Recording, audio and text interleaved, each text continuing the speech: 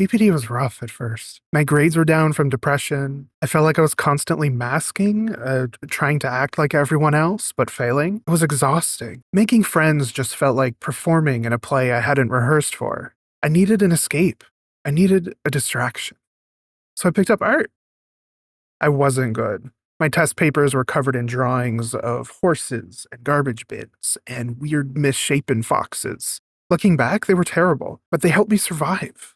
I remember seeing people glance at my desk, seeing a smirk or a smile. I'm still not sure if they were laughing at me or with me, but that didn't matter. That tiny bit of connection was enough of a boost to get me through the next class. It was almost the first time I felt like I was doing something just for me. Fast forward 10 years.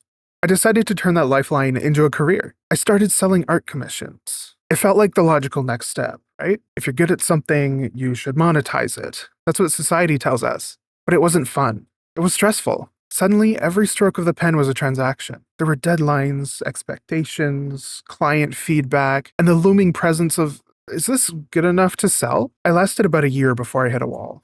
I burned out, taking the one thing that saved my mental health and turning it into the thing that depleted it. I had to stop and ask, why did I enjoy it when I was a kid, but hate it now? It took me a long time to figure it out, but I eventually stumbled upon the answer: intrinsic motivation.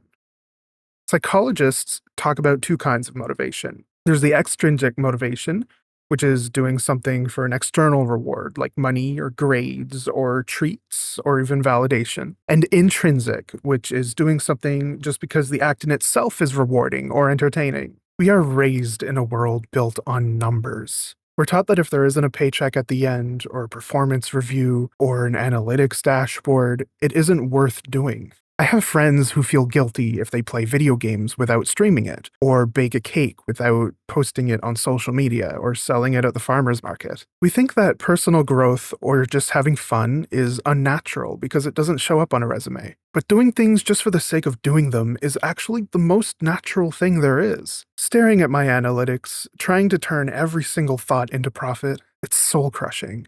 So, I'm giving us both permission to break the rules today. We're stepping away from the metrics. We're going to stop obsessing over growth and start focusing on existence. We're choosing progress over pressure. We're going to do something wonderfully, beautifully pointless. I want you to pick up a scrap of paper, or your tablet, or even just the back of an envelope. Draw a quick, terrible 1-minute sketch of anything. A blob, a squiggly line, a house that looks like it's melting. Don't worry about it being good.